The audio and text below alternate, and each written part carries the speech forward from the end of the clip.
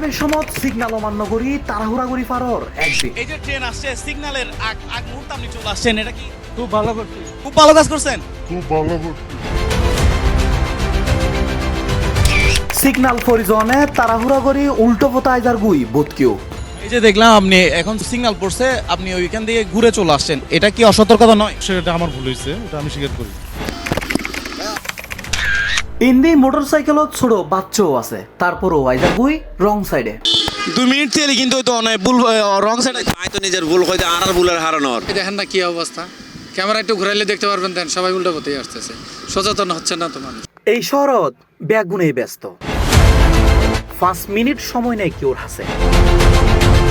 নিরাপত্তা শব্দ শুধুমাত্র এখন বইয়ের ফাতাত সীমাবদ্ধ, সচেতনতা কিন্তু তার আগেই আরো বহুত আগে। সড়ক, রেল কিংবা নৌপথ, ব্যাগ মিককেই সময় চেয়ে জীবনের মূল্য বোধ বেশি। হতাগানোরে এখন উল্টো ভাবে মনে করে ব্যাগগুল উল্টো পথে আইজে গুই, কে আবার ট্রেনের হুইল সাইল উনিয়রেও দুমুরি ফারে যে গুই ট্রেনের রাস্তা।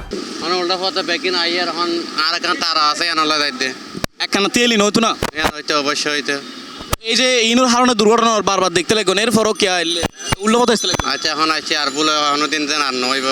উল্টো পথে চলে আসছেন, উল্টা পথে ট্রেন আসছে জন্য চলে আসছে চালু যাওয়ার জন্য। একটু দেরি হইলেও আমাদের সচেতন হয়ে চলা উচিত। অবশ্যই আসলে সরকারের ভুল বলতে তো ইলে যদি আইন যদি সচেতন তাহি তাহলে তো সরকারের মানুষ সচেতন করবে, তারপরে না সরকার আগাইব। আর যদি একটু ওয়েট করে তাহলে আর এই জিনিসগুলো নয়, এবারে বাস্তবতা। কিন্তু এই শহরত এই সকল অন্যায়র বিন্দু মাত্র অনুশোচনা নেই হনকিয়র হাসে। কেউ কেউ আবার যুক্তি দেখায় এগিন যেন চিরায়ত এক নিয়মে পরিণত হয়ে গিয়ে এতেলাই ইন হন অন্যায় ন। এই যে দেখলাম আপনি সিগন্যাল দিল, এরপরও বিপরীত দিকে চলে আসছেন, এটা কি? এখন আমি তো দেখেই আসছি, মানে ট্রেনটা আসতেছে নাকি দেখতেছি, ট্রেন এখনো আসেনি, ওই কারণে আমি এদিক দিয়ে আসি গেছি। এখন যদি দেখতাম ট্রেন আসতেছে তাহলে আমি ওই জায়গায় দাঁড়িয়ে থাকতাম। আসলে এই যে গেট ব্যারিয়ার তো মানে সেকেন্ডের মধ্যে ফেলে দিছে, এই জন্য উল্টা পথে চলে আসছে আর কি বাসা। সামান্য তেলই তো হইতো। তা হয়তো অবশ্য, আসলে এগুলা সবাই দেখেন না কি অবস্থা। মানে আপনার দোষ নাই। না না না, এভাবে চলে। এই যে দেখেন না লোক আছে, এটা আপনি দোষ করেন নাই। এভাবে চলে তো আমার তো সবসময় এভাবে চলতেছে। একখানা ফরে যাইম কিংবা ফরের গাড়ি জেবের অপেক্ষা কিংবা 5 মিনিট দেরি হোক, এই দেন দাঁড়ানো গিন এখন নেই কেউর হাসে। ফলে নিজের অসচেতনতার বলিয়র বোধ কেউ যার গুই তাজা তাজা প্রাণ। এই যে সিগন্যালটা দিল, একটু দাঁড়াইলে কি হইতো, আপনার তাড়াতাড়ি চলে আসছে। আইতে দেরি হয়েছে, দিলাম না, মানুষ আইতেছে, আমরাও আইতেছি।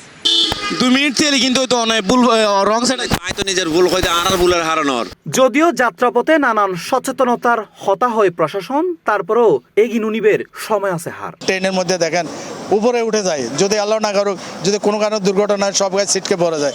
কিছুদিন আগে দেখলাম যে আপনার এই যে ফেরি উঠতে গিয়ে একটা হেল্পার সে গাড়িটা নিয়ে সরাসরি সে নদীতে গেল, কতগুলো প্রাণ। বিশেষ করে সিএনজি ফিলিং স্টেশনে আমরা যখন গাড়িটা ফুয়েলটা নিয়ে থাকি, সেখানে গাড়িগুলো বা যারা যাত্রী বা যারা এই গাড়ির সাথে রিলেটেড যাত্রী থাকে তারা অবশ্যই নেমে যেতে হবে। জিনিসটা রেওয়াজ আছে, আমরা যখন সময় আমরা তাড়াহুড়া করি, বিশেষ করে যখন আমার একটা ট্রেন ছেড়ে দিবে, ট্রেনে দেখবেন যে সময় মতো না এসে দৌড়ে উঠতে চায়।